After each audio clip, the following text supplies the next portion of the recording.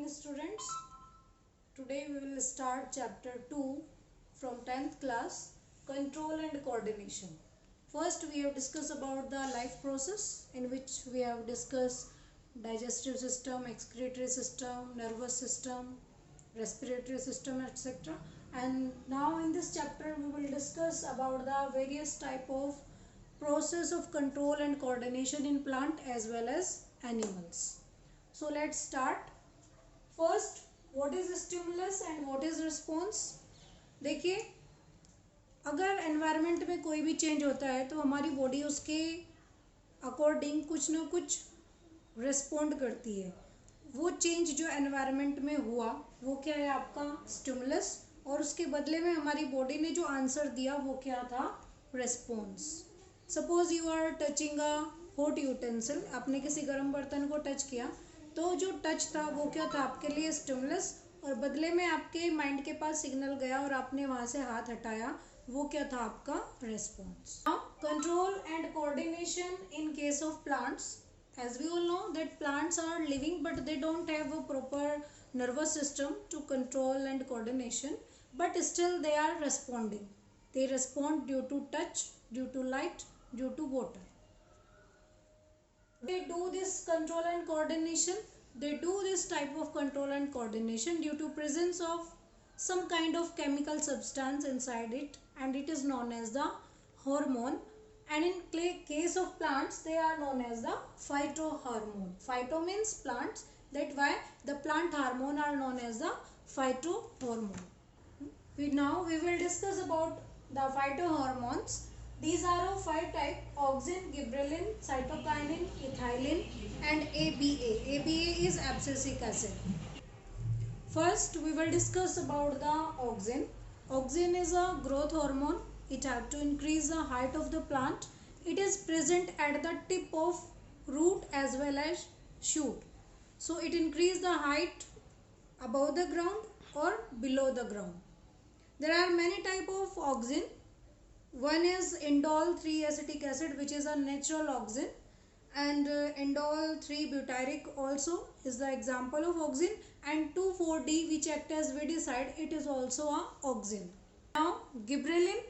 Gibberellin is also a plant hormone. It is also increase the height of the plant because it do cell differentiation in the plant. It help to break down the dormancy. Now what is dormancy? Dormancy means the inability of seed to germinate until it get favorable conditions. Suppose आपने सभी ने देखा होगा कि हम अपने kitchen में जो ग्राम है उसे स्टोर करके रख सकते हैं, या जो पल्सेस है उन्हें स्टोर करके रख सकते हैं, वो जर्मिनेट नहीं होते. अगर आप खेत में भी बीज बोते हो तो उसे पहले अच्छे से प्लगिंग वगैरह करते हैं, फिर पानी वगैरह देके फिर उसको बोया जाता है. यानी जब तक सीड को वाटर, सनलाइट वगैरह नहीं मिलेगी, प्रॉपर फर्टिलिटी नहीं मिलेगी, प्रॉपर हम मैन्योर वगैरह नहीं डालेंगे, वो जर्मिनेट नहीं करेगा. तो ये इनएबिलिटी सीड की कि जब तक उसे फेवरेबल कंडीशन ना मिले वो जर्मिनेट ना कर पाए, उसे क्या बोलते हैं? Dormancy.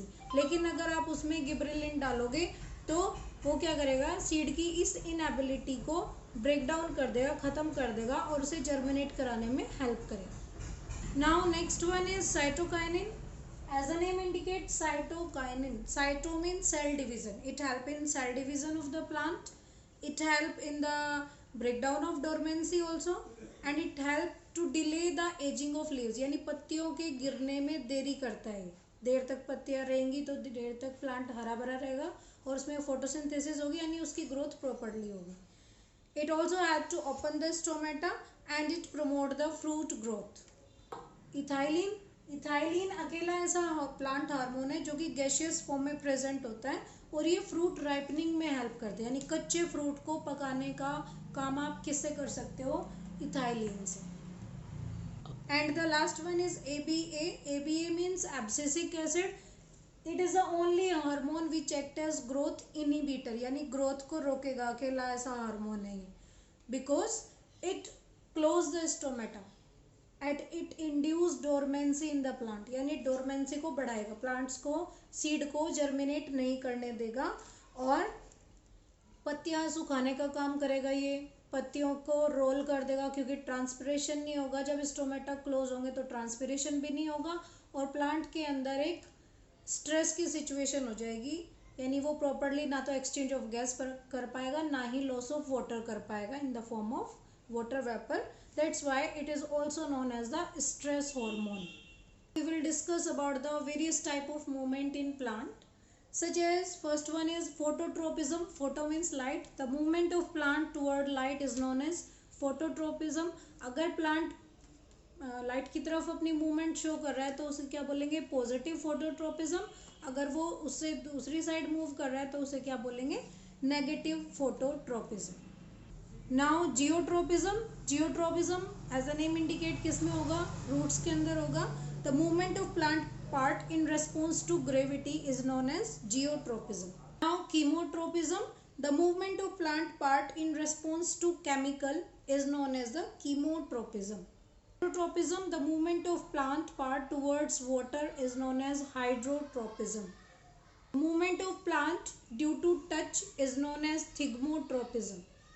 Now we will discuss about the nastic movement. Nastic movement में क्या होगा कि इसमें स्टिमुलस के अकॉर्डिंग रिस्पॉन्स तो मिलेगा, लेकिन उसकी कोई डायरेक्शन तय नहीं होती, यानी जिस डायरेक्शन से स्टिमुलस आएगा रिस्पॉन्स उस डायरेक्शन में नहीं होता, रिस्पॉन्स दूसरी डायरेक्शन में होता है. जैसे कि आपका डेंडलियन फ्लावर्स है, वो मॉर्निंग टाइम में ओपन होते हैं और इवनिंग टाइम में क्लोज हो जाते हैं. ऐसे ही आपका टच मी नॉट का प्लांट है, अगर आप उसे टच करेंगे तो वो क्या होगा? उसकी पत्तियां फोल्ड अप हो जाती हैं और थोड़ी देर बाद उसकी पत्तियां अपने आप ओपन हो जाती हैं. दिस वन और this type of movement is known as the non directional movement और द नास्टिक मूवमेंट.